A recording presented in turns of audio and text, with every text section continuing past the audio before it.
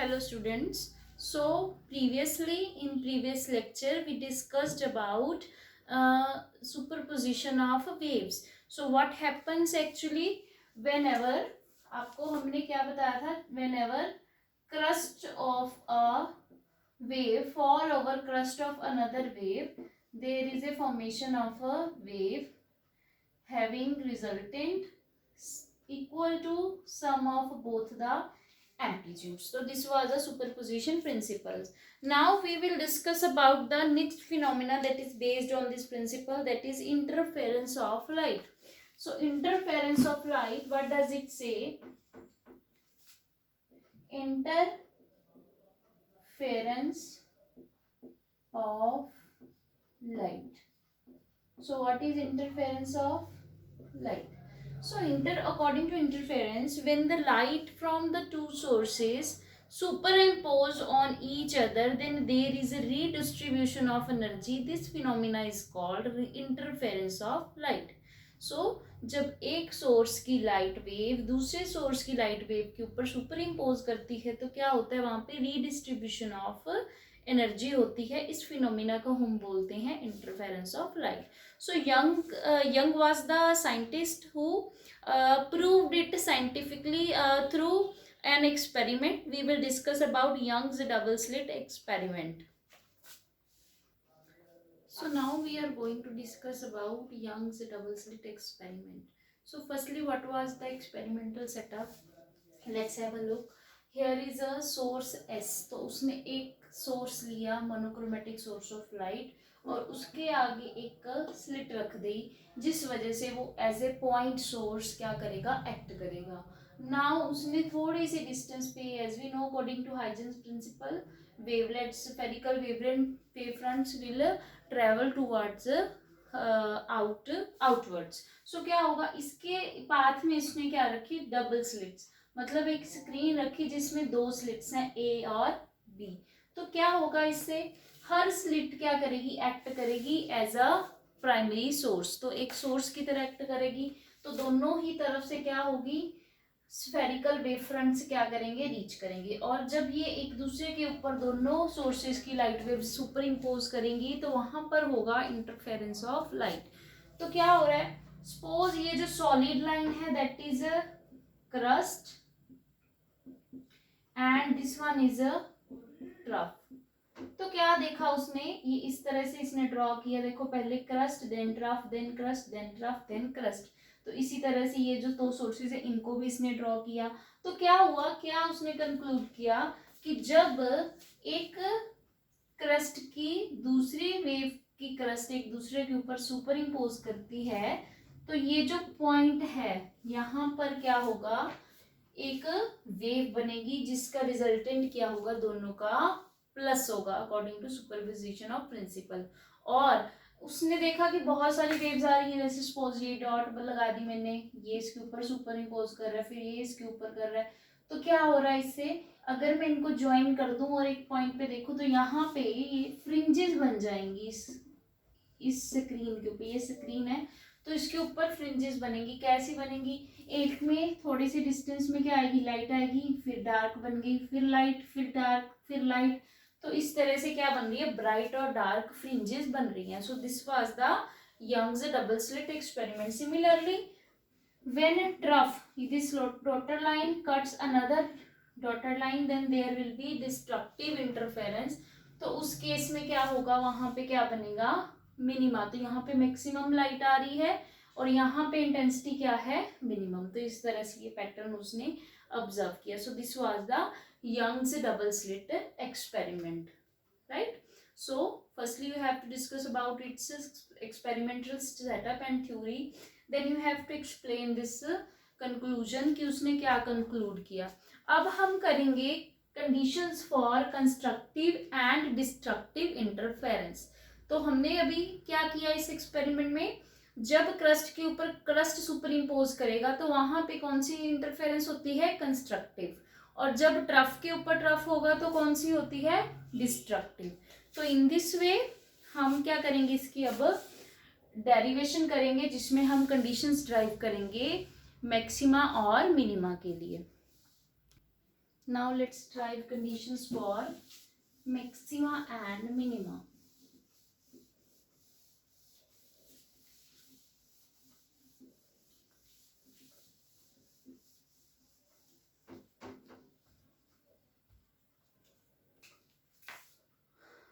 Suppose let's have the first हमारी जो equation है वेव की वो क्या है. Suppose y1 equals to a, क्या आएगा यहाँ पे a साइन ओमेगा t. तो यहाँ पे ये क्या आ गई हमारी फर्स्ट वेव की इक्वेशन आ गई. सेकेंड वेव के केस में उसका एम्पलीट्यूड डिफरेंट होगा. सपोज कितना है b है उसका एम्पलीट्यूड, तो यहाँ पे आएगा b sine omega t plus 5. तो this is the equation of second wave. Now जब ये सुपर इम्पोज करेंगे तो व्हाट विल हैपन, जो रिजल्टेंट होगा, रिजल्टेंट वेव सपोज क्या है y, दोनों को एम्पलीट्यूड का क्या हो जाएगा प्लस हो जाएगा. फाइन. तो इन दोनों इक्वेशन में से इनकी वैल्यू अगर मैं पुट करूं तो ये आएगा a sine omega t plus b sine omega t plus 5. और हमें पता है साइन ए प्लस बी कितना होता है, sine A cos B plus cos A sine B. तो मैं यहाँ पर क्या लिखूंगी, y equals to a sine omega t plus b sine omega t cos 5 plus cos omega t sine 5. Fine. अब इसको अगर मैं यहाँ में इन दोनों में से साइन ओमेगा टी आ रहा है कॉमन, तो मैं लिखूंगी ए प्लस बी कॉस 5, बाहर कॉमन निकाल लिया मैंने साइन ओमेगा टी, प्लस ये क्या बच जाएगा पीछे b cos omega t sine 5. Clear. Simple मैंने रीअरेंज किया है टर्म्स को, कुछ खास नहीं किया. तो ये क्या आ गया हमारा, मैंने क्या कर लिया, इसको रीअरेंज कर लिया. अब मैं पुट करूंगी a प्लस बी कॉस 5 को, इसकी वैल्यू अगर मैं पुट करूं, कितनी वैल्यू पुट करोगे आप, तो क्या पुट करोगे आप, यहाँ पे लिखोगे r कॉस, सपोज क्या है हमने क्या ले लिया एंगल थीटा, और सिमिलरली b साइन 5 को आप पुट करोगे r साइन थीटा. तो यहाँ पे इसमें अगर मैं वैल्यू पुट करूँ तो ये आएगा r sine omega t cos theta plus कितना आएगा r cos omega t sine theta. यहाँ मैं क्या निकालूंगी r को बाहर. अब ये फॉर्मूला कौन सा बन गया, sine A cos B plus cos A sine B. तो यहाँ पे क्या आएगा y equals to r sine omega t plus theta. So this is the equation of wave, resultant wave. तो यहाँ पे अगर मैं इस इक्वेशन और इस इक्वेशन को क्या कर दूं, स्क्वायर करके ऐड कर दूं, तो ये क्या बन जाएगा आर स्क्वायर, ब्रैकेट में क्या आ जाएगा cos square theta plus sine square theta, और इस साइड क्या आ जाएगा equals to a plus b cos 5 का स्क्वायर प्लस b साइन 5 का स्क्वायर. तो ये कितना बन जाएगा, हमें पता है sine square plus cos square कितना होता है 1. तो यहाँ पे आएगा r square equals to A square plus b square cos square 5 plus 2ab cos 5 plus b square sine square 5. यहाँ दोनों में से बी स्क्वायर आ रहा है कॉमन, और ब्रैकेट में क्या बच जाएगा sine square plus cos square. तो ये आ जाएगा a square plus b square plus 2ab cos 5 equals to r square. अगर मैं आर की वैल्यू पता करूं, एम्पलीट्यूड कितना आएगा, इधर जाके बन गया अंडर रूट. तो ये क्या बन गया amplitude of resultant wave. Now from this equation we can derive the condition for maxima and minima. So for maxima for maxima we know amplitude should be maximum, so for maxima r will be r max, value उसकी maximum होगी, but this will be maximum. But देखो this one is constant, क्योंकि हम जो wave ले रहे हैं वो उस पे ही डिपेंड करेगा, बी भी उसी पे डिपेंड करेगा, but this factor cos phi, इसको हम क्या कर सकते हैं, ये क्या है, फेज डिफरेंस। तो एक तरह से इसको हम लिख सकते हैं, इसकी मैक्सिमम वैल्यू अगर होगी कितनी होती है, +1। कब होती है, when phi equals to 0, 0 degree पे, 5 पे, 2 5 पे, 3 5 पे। तो ये क्या आ गई इनकी वैल्यूज। तो मैं लिख सकती हूँ R is maximum when phi equals to n phi। Clear.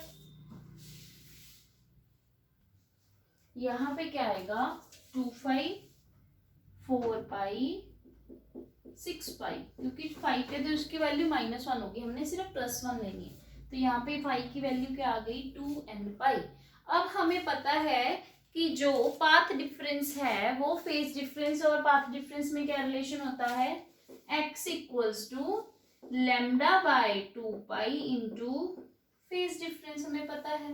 तो यहाँ पे मैं इसकी वैल्यू अगर पुट कर दूं तो ये बन जाएगा lambda over 2 pi into 2n पाई। तो पाई और ये कैंसिल हो गया, तो हमारे पास पाथ डिफरेंस की वैल्यू कितनी आ गई, n लैम्डा।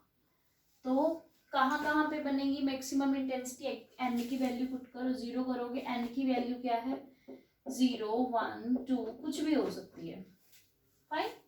तो ये क्या आएगा, जहाँ पे लैम्डा 0 2 लैम्डा, तो यहाँ पे क्या बनेगी हमारे पास मैक्सिमा या फिर कंस्ट्रक्टिव इंटरफेरेंस होगा। अब हम ड्राइव करेंगे इक्वेशन फॉर मिनिमा। तो मिनिमा के लिए हम क्या करेंगे, मिनिमम वैल्यू कंसीडर करेंगे cos फाई की। तो मिनिमम वैल्यू cos फाई की कितनी होती है, cos फाई की मिनिमम वैल्यू कितनी होती है, हमें पता है cos फाई की मिनिमम वैल्यू होती है -1। तो यहाँ पे मैं लिखूंगी -1। तो फाई की वैल्यू क्या होनी चाहिए इसके लिए, phi 3 phi 5 phi and so on. तो यहाँ पे कौन से नंबर्स आ रहे हैं, ऑड नंबर्स। तो मैं यहाँ पे लिख सकती हूँ phi equals to 2n minus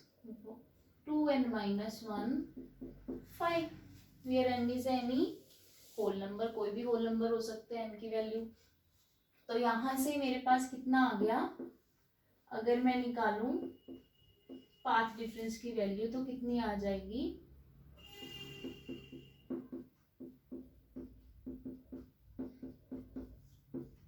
this comes out to be 2n minus 1 lambda by 2. So this is the position for secondary minima. तो इस तरह से हम क्या कर सकते हैं, ड्राइव कर सकते हैं equation for maxima and minima.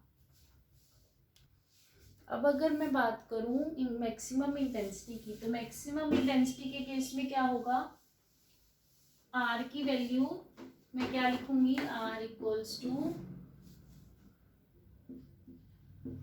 A square B square plus 2ab cos phi होता है और इसका होता है under root, but for maximum value this comes out to be 1। तो ये होगा, तो मैं अगर आर मैक्स की वैल्यू देखूं तो वो कितनी बनेगी, a प्लस बी का होल स्क्वायर, ऊपर क्या है स्क्वायर रूट, ये कैंसिल हो गया।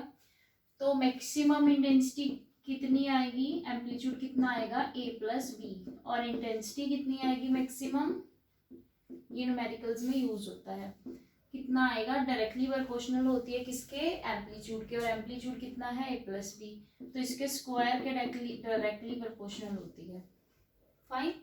अगर मैं प्रोपोर्शनलिटी हटाती हूँ यहाँ पे कांस्टेंट लग जाएगा k।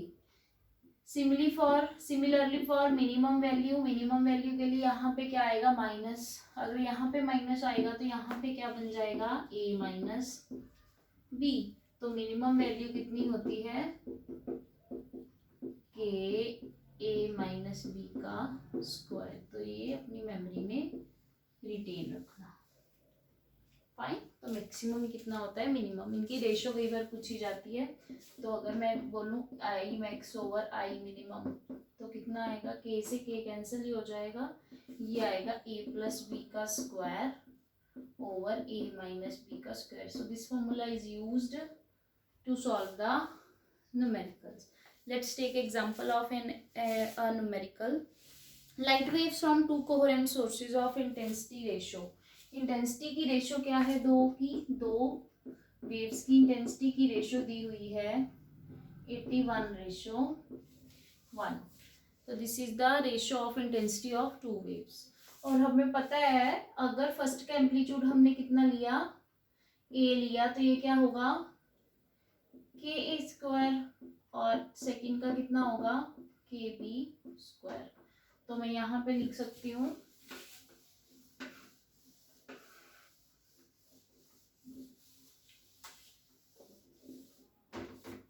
के square over B square equal to 81/1। अगर मैं ये स्क्वायर की बात करूँ उधर जाके बन जाएगा अंडर रूट, तो ए बाई बी कितना आ गया 9:1। तो इन्होंने पूछा है कि रिजल्टेंट मैक्सिमम और मिनिमम इंटेंसिटी की रेशो बताओ। तो मैक्सिमम ओवर मिनिमम कितना होगा, अभी हमने फॉर्मूला किया, equals to A plus B का स्क्वायर ए माइनस बी का स्क्वायर। यहाँ से अगर मैं ए कॉमन निकाल लूँ, सॉरी बी कॉमन निकाल लूँ, तो क्या बच जाएगा, बी बाहर आ जाएगा क्योंकि स्क्वायर है, बाहर आके क्या बन गया, ये कैंसिल ही हो जाएगा, ए ओवर बी प्लस 1, बी का स्क्वायर बनेगा यहाँ पे, और यहाँ पे भी कितना बनेगा, बी का स्क्वायर ए ओवर बी माइनस 1 का स्क्वायर। वैल्यूज पुट करो, ए बाई बी की 9/1, तो कितना आएगा 9 प्लस 1 का स्क्वायर 9 माइनस 1 का स्क्वायर, कितना बन गया 10 स्क्वायर ओवर 8 का स्क्वायर, कितना आ गया 100/64, या मैं बोल सकती हूँ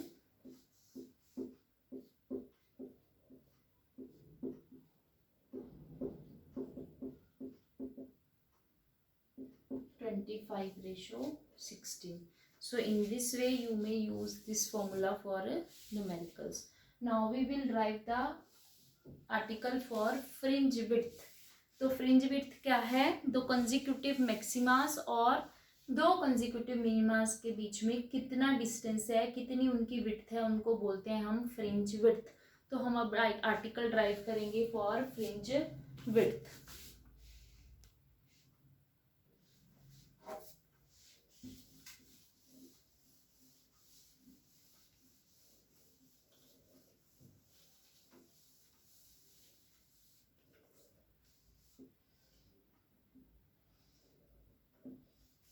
तो ये क्या है, मैं यंग से डबल स्लिट का ही अपरेटस ड्रॉ कर रही हूँ यहाँ पे। तो यहाँ पे क्या है ए, यहाँ पे क्या है बी स्लिट, और सपोज किया मैंने ये डिस्टेंस कितना है कैपिटल डी, और दोनों स्लिट्स के बीच का डिस्टेंस कितना है स्मॉल डी। तो क्या होगा यहाँ पे, ये इसका क्या है सेंटर पॉइंट दैट इज ओ। तो क्या होगा, व्हाट विल हैपन, ओ ले लो चाहे इसको ले लो आप सी। Fine.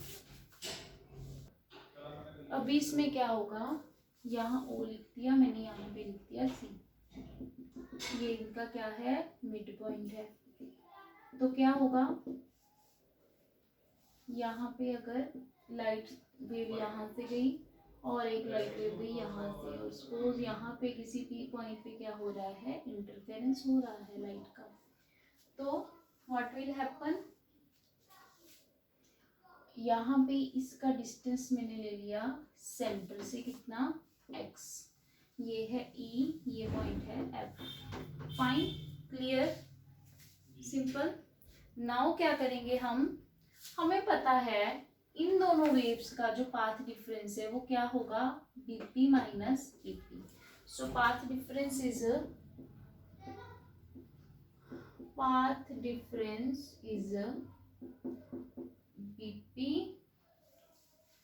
Minus AP values put करो। BP निकालने के लिए हम ट्राइंगल लेंगे BBPF। तो इसमें से अगर मैं BP की वैल्यू निकालूं, पाइथागोरस लगाऊं, तो ये कितना आएगा BF square plus PF square का अंडर रूट।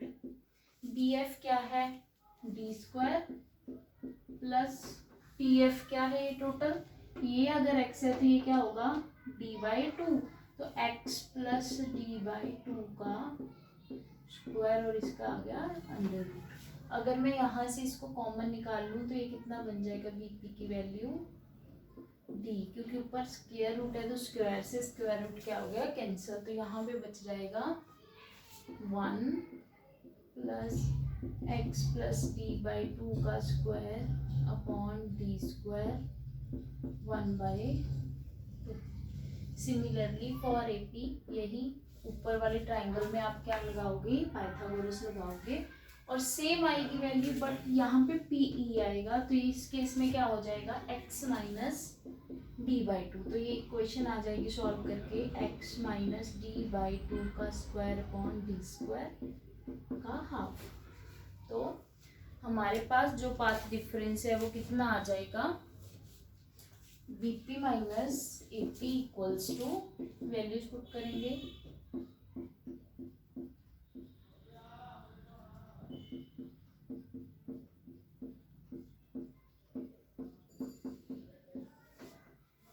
D कॉमन आ जाएगा दोनों में से,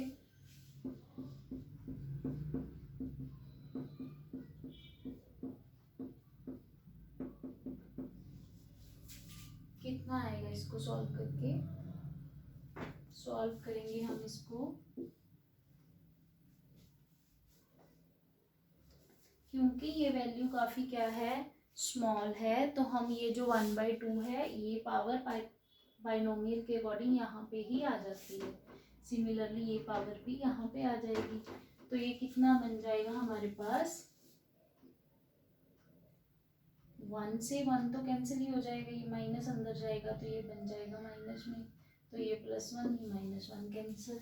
इस स्क्वायर को ओपन करो, x square plus D square by 4 plus XD।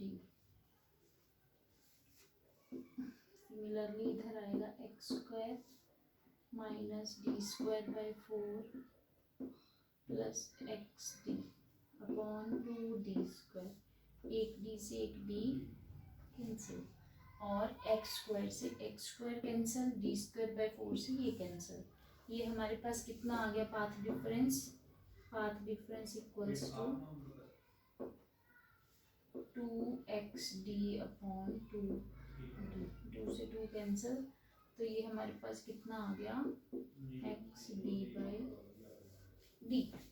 But हमें पता है, अगर मैं बात करूं कंस्ट्रक्टिव इंटरफेरेंस की, तो उस केस में क्या होता है, x की वैल्यू कितनी होती है हमारे पास, path difference, what is the value of path difference for constructive interference, what is the value of path difference for constructive interference, क्या होती है n lambda. For constructive interference I can equate it to n lambda, तो यहाँ से x निकालोगे तो कितना आएगा n lambda capital D by small d। So this is the position of maximas. अगर मैं n की वैल्यू 0 फिल करूँ तो ये फर्स्ट आएगा, 1 पुट करूँ तो सेकंड आएगा, 2 पुट करूँ तो थर्ड आएगा, तो इस तरह से ये क्या आएगी मैक्सिमा की पोजीशन। फाइन। सिमिलरली अगर मैं मिनिमास की बात करूँ तो क्या आएगा XD/D कितना आएगा 2n-1 लैम्डा के बराबर, तो x कितना आ जाएगा 2n-1 लैम्डा कैपिटल D/D। अब हम बात करेंगे फ्रिंज विड्थ की। फ्रिंज विड्थ क्या होती है, दो कंसेक्यूटिव मैक्सिमा या दो कंसेक्यूटिव मिनिमा का difference. Let's take reference of maximas first. तो क्या होगा fringe width, fringe width equals to suppose equals to कितना आएगा xn माइनस xn-1, तो ये n है ये भी n है, तो ये आएगा xn माइनस -1। तो ये होगा उससे पहले वाला और उसके बाद वाला, दोनों को अगर मैं माइनस कर दूँ पोजीशंस को तो उन दोनों की क्या आ जाएगी, विड्थ आ जाएगी मेरे पास।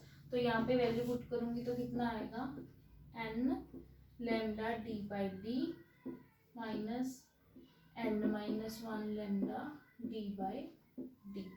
ये दोनों कॉमन आ रहे हैं, लैम्डा डी बाई डी ये आ गया n माइनस n, कितना आ जाएगा lambda D by D. So this is the, इसको भी नोट करते हैं बीटा से। तो ये हमारे पास इक्वेशन आ गई for fringe width. So this is the article for fringe width. तो इतनी होगी, और ये याद रखना हमें पता है ये भी कांस्टेंट है, ये भी कांस्टेंट है, और ये क्या है, वेवलेंथ ऑफ लाइट। अगर वेवलेंथ ऑफ लाइट भी कांस्टेंट है तो इंटरफेरेंस पैटर्न में सारी जो मैक्सिमाज होते हैं या मिनिमाज होते हैं उनकी जो विड्थ होती है वो क्या होती है, इक्वल होती है, बराबर बराबर विड्थ की बनेगी। फाइन, तो all the fringes will be of equal width. So this is the article about fringe width. अब हम बात करेंगे second part of our, this second and the last part of our wave optics, that is diffraction of light. What is diffraction? Now we have discussed, we have idea about interference. Now what is diffraction? Diffraction is the bending. We know the light always travel in straight line, but whenever an obstacle comes in its path, its straight line path is obstructed and it bends around the corners of the obstacle.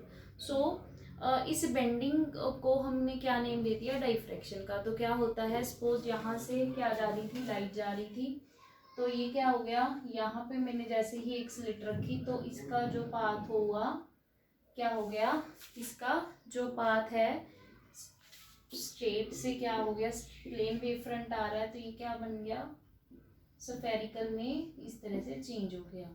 तो ये क्या हो गई, light इस तरह से bend हो गई।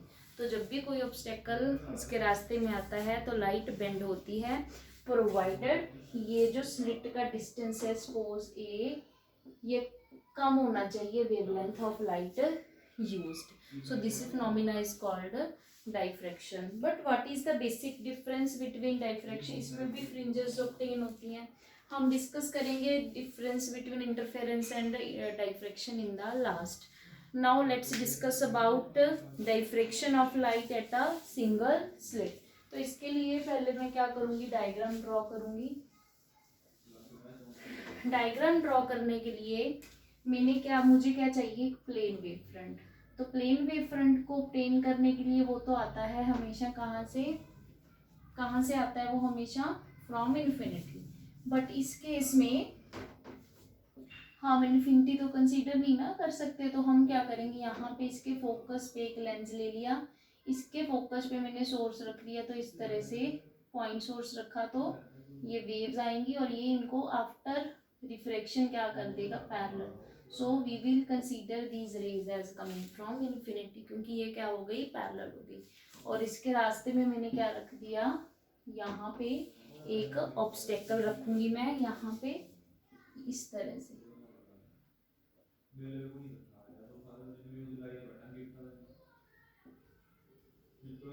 फाइन, तो ये क्या है, सपोज ये W है, ये क्या है, W डैश। तो ये इसके रास्ते में क्या आ गई, स्लिट आ गई। अब क्या करूंगी मैं, यहाँ पे ये विड्थ क्या है, W डैश है ये वैल्यू, बट इन पॉइंट को मैं क्या लिखूंगी, A, यहाँ पे मैं लिखूंगी B।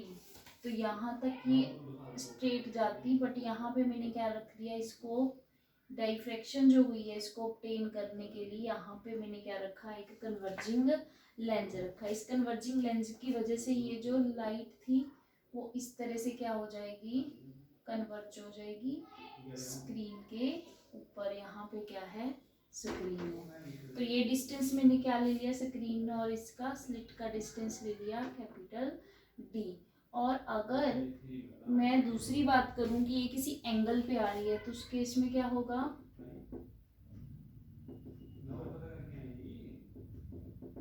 सपोज ये एंगल कितना है, थीटा, तो ये इस पॉइंट पे अगर सपोज मिल रही है इस तरह से, तो ये पॉइंट है सपोज P, ये है O, फाइन।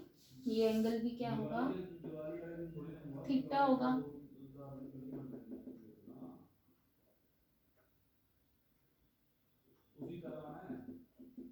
यहाँ पे मैंने परपेंडिकुलर ड्रॉ कर लिया N, फाइन। तो ये एंगल भी कितना होगा हमारे पास, ये एंगल भी मेरे पास कितना बनेगा, this one, sorry this one, this will also be equals to theta. Now we will discuss about the path difference. तो बेसिक जो पाथ डिफरेंस है वो कितना होगा, अगर ये a है, स्मॉल a, इस ट्राइंगल से अगर मैं, ये क्या है बेसिक, आप देख सकते हो कि ये दोनों वेव्स में इतना पाथ डिफरेंस है bn। तो bn निकालने के लिए मैं लिख सकती हूँ इस ट्राइंगल से साइन थीटा की वैल्यू निकाल के ये आ जाएगा A B sine theta. A B क्या है, स्लिट्स का विड्थ, तो कितनी ली थी विड्थ हमने स्लिट की, स्मॉल ए। तो ये आ गई हमारे पास पाथ डिफरेंस। अब सपोज कर लो, अगर मैं बात करूँ इसमें इमेजिनेशन के बेस पे ही हम थोड़ा सा करेंगे, अज्यूम करके चलते हैं चीजें।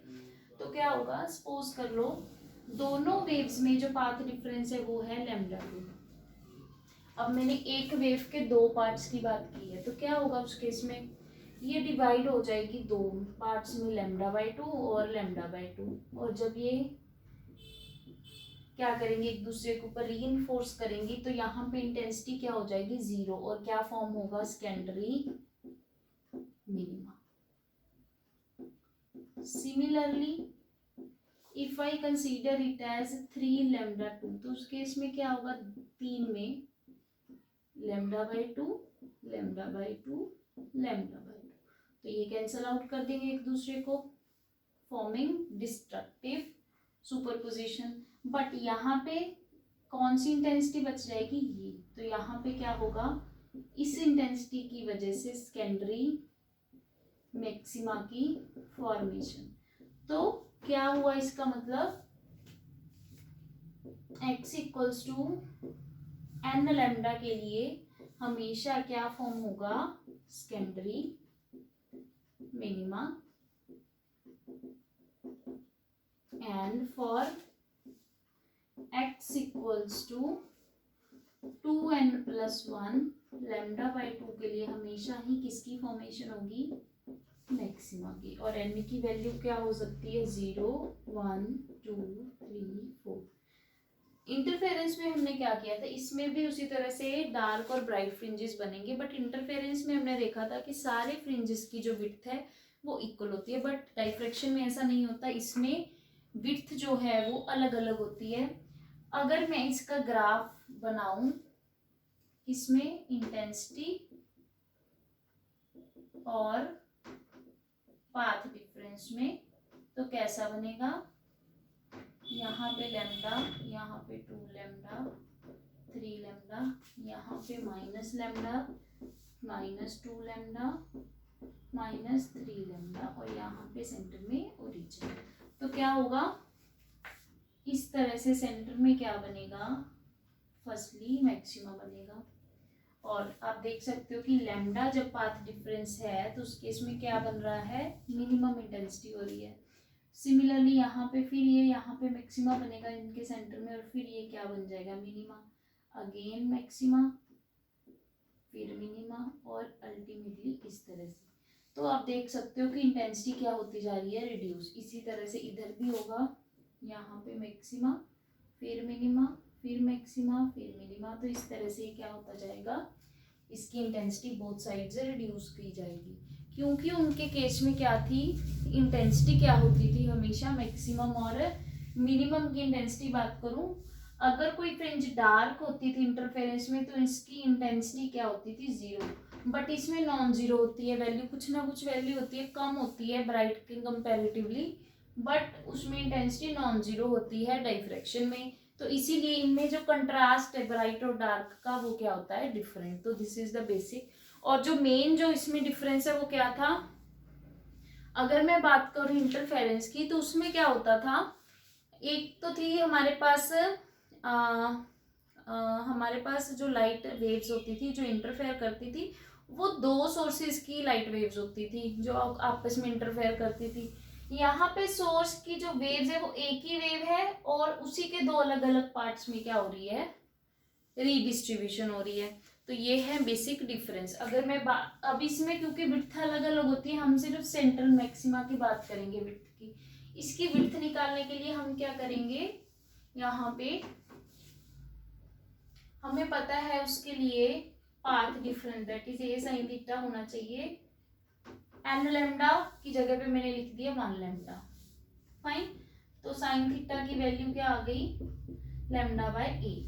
अगर मैं इस डायग्राम की बात करूं, ये वाली डायग्राम से, अगर ये वाला कन्वर्जिंग लेंस L2 ले लो इसको, ये L1 है, ये क्या है, इसके क्लोज है काफी, तो फोकल लेंथ क्या होगी, almost equal to distance between screen and the slits. तो मैं उस केस में लिख सकती हूँ साइन थीटा इक्वल्स टू, ये अगर क्या है x, तो क्या आएगा x बाय f और x बाय d। तो x बाय d कितना आ गया, लैम्डा बाय a। तो पोजीशन क्या आ गई, lambda d by d। This is the position of first secondary minimum. तो क्या होगा अब, अगर ये क्या है, 0 से लेकर इसकी जो वैल्यू है वो है एक्स डी, एक्स की वैल्यू है लैम्डा डी बाय ए।